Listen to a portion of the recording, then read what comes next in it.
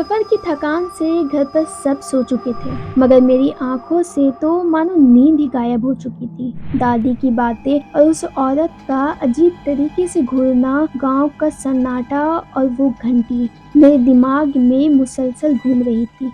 तभी गर्म हवा से परेशान मैंने अपने कमरे की खिड़की खोलने की सोची। बाहर बिल्कुल अंधेरा छाया था और दूर कहीं से वही घंटी की धीमी धीमी आवाज आ रही थी। लेकिन इस बार उसके साथ कुछ औरतों की भी आवाज सुनाई देती है, जैसे कोई पुराना मंत्र पढ़ रहा हो।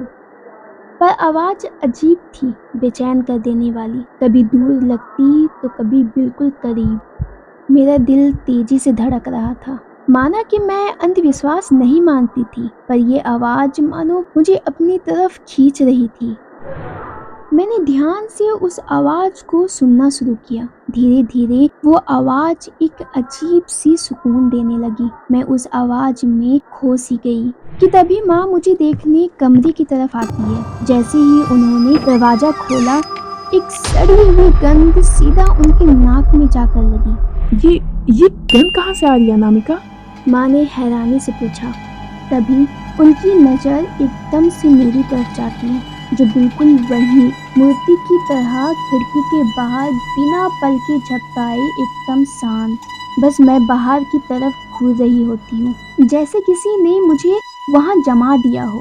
तभी माँ ने एक झटके से खिड़की बंद कर दी और गुस्से से बोली, अनामिका, पागल हो गई है? तुझे खिड़की खोलने किसने कहा?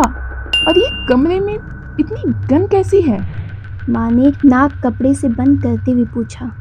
तभी माँ की सख्त आवाज ने मुझे होश में ले आया। मैंने धीरे से उनकी तरफ देखा। जैसा कि माँ बताती है कि उस दिन मेरा चेहरा एकदम फीका पड़ चुका था और आंखों में एक अजीब सी जलन हो रही थी। माँ, कौन सा गंध? मुझे तो ऐसा कुछ महसूस नहीं हो रहा। माँ ने धीरे से कपड़ा हटाया, लेकिन एक पल में उनका चेहरा सफेद पड़ गया। कमरे में वाकई में कोई गंध नहीं थी, मगर एक चीज थी जो उस वक्त नॉर्मल नहीं थी, मेरी आंखें। माँ बताती है कि उस दिन मेरी आंखें बिल्कुल लाल हो चुकी थी, जैसे उसमें खून उतर आया हो, और मेरी आवाज भी एकदम शांत लग रही थी। और उस वक्त मेरे चेहरे पर एक अजीब सी मुस्कुराहट थी। माँ ने घबराते हुए एक कदम पीछे लिया। कुछ कहने के लिए मुंह खोला ही था कि मैं बीच में ही बोल पड़ी, माँ, लगता है इतनी रात में किसी के घर पूजा हो रही है। मेरी आवाज में एक अजीब सा ठहराव था, जैसे उस वक्त मैं होश में ही ना थी। माँ ने भी वो आवाज ध्यान से सुना। वो आवाज अब और तेज हो रही थी, मंत्र उच्चारण और घंटी की वो भयानक गूंज। अनामिका, चुपचाप सो जाओ। माँ ने घबराते हुए कहा।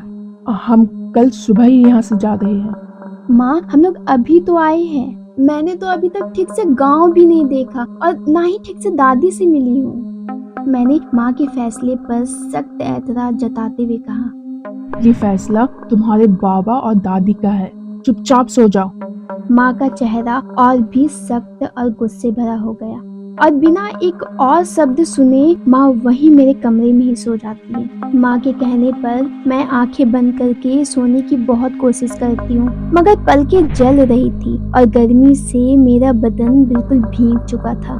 तभी अचानक खिड़की के बाहर से एक जोर की आवाज आती है, जैसे कोई बाहर से खोलने की कोशिश कर रहा हो। इतने में मैं घबरा कर झटके से उठ गई। डर के मारे मेरा गला सूख रहा था। तभी माँ को जगाने के लिए जैसे ही पलटी, बिस्तर बिल्कुल खाली था। माँ तो वहाँ थी ही नहीं।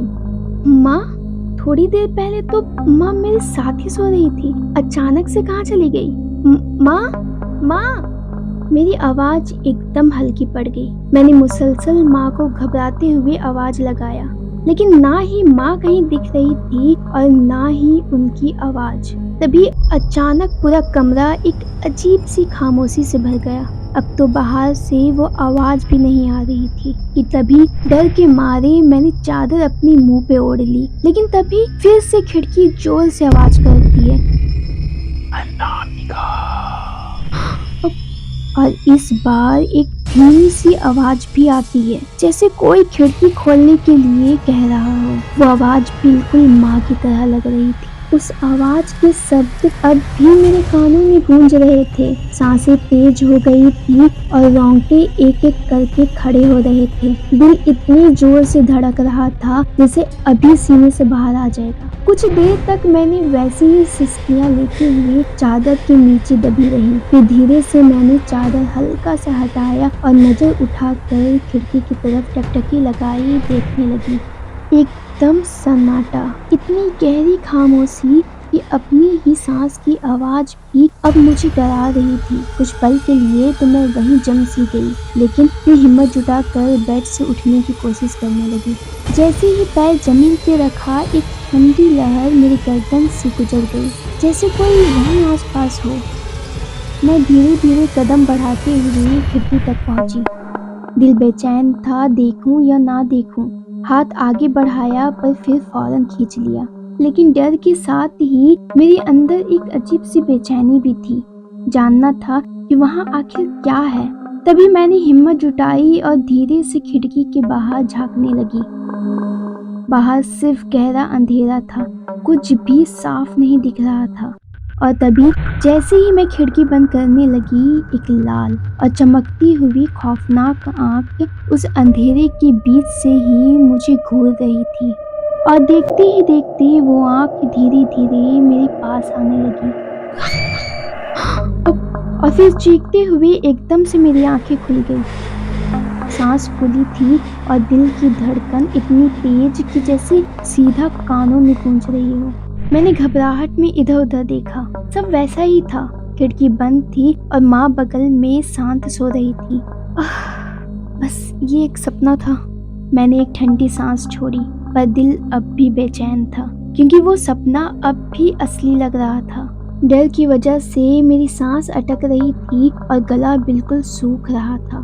तभी मैंने बेड के पास रखी बॉटल उठाई, लेकिन वो खाली था। कुछ पल सोचा, फिर धीरे से उठकर किचन की तरफ बढ़ने लगी। अभी तो बस पानी का गिलास भरा ही था कि बाहर के दरवाजे पर किसी ने जोर से दस्तक दी। तभी अचानक से मेरे हाथ से गिलास छूट गया और कांच के टुकड़े जमीन पे बिखर गए और मेरी सांस एक पल के लिए बिल्कुल थम सी गई और फिर एकदम खामोशी। 2 पल गुजरे ही थे कि बाहर से एक आवाज आई। अनामिका, बेटा दरवाजा खोलो, मैं हूँ तेरी दादी। कांपती भरी आवाज में मैंने कहा, दादी, अब क्या आप हो बाहर? हाँ बेटा, अब जल्दी से खोल भी, देख बाहर कितना अंधेरा है। उस आवाज में एक अजीब सी बेचैनी थी, एक घुटन भरा एहसास। लेकिन वो दादी की आवाज होने की वजह से मैंने ज्यादा कुछ सोचा नहीं और धीमे कदमों से दरवाजे की तरफ बढ़ने लगी। तभी बाहर से फिर आवाज आई। इस बार आवाज में एक शक्ति थी। जल्दी खोल। मैंने कांपती हुई उंगलियों से कुंडी खोली और सामने दादी खड़ी थी। उन्हें देखते ही हल्का सुकून महसूस हुआ, लेकिन दादी मुझे देखकर अजीब तरह मुस्कुरा रही थी। उनकी तरफ देखते ही देखते मेरा सर एकदम भारी होने लगा और तभी उन्होंने मेरे मुंह में कुछ तो डाला और उसी पल मेरा पूरा शरीर एकदम शांत हो गया। इसी बीच माँ की आंखें खुलती है और वो कमरे का दरवाजा खुला देख मुझे ढूंढते हुए बाहर की तरफ आती है। तभी माँ की नज़र मुझ पर जाती है। मुझे दरवाजे के पास खड़ा देख माँ हैरानी से बोली, अनामिका, इतनी रात को तुम दरवाजे के पास क्या कर रही हो?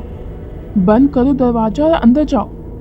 बिना कोई जवाब दिए मैं चुप वहीं खड़ी रही। माँ ने सख्त लहजे में फिर से कहा, अनामिका, तुम्हें सुनाई नहीं दिया? मैंने कहा दरवाजा बंद करो और अंदर जाओ। पर इस बार भी मैं वहीं एकदम शांत, एकदम बेजान मूर्ति की तरह खड़ी रही। माँ गुस्से में आगे बढ़ी और जैसे ही दरवाजे की तरफ देखा, उनकी आंखें फटी की फटी रह गई और फिर एक जोर की चीख और माँ वहीं बेहोश हो गई।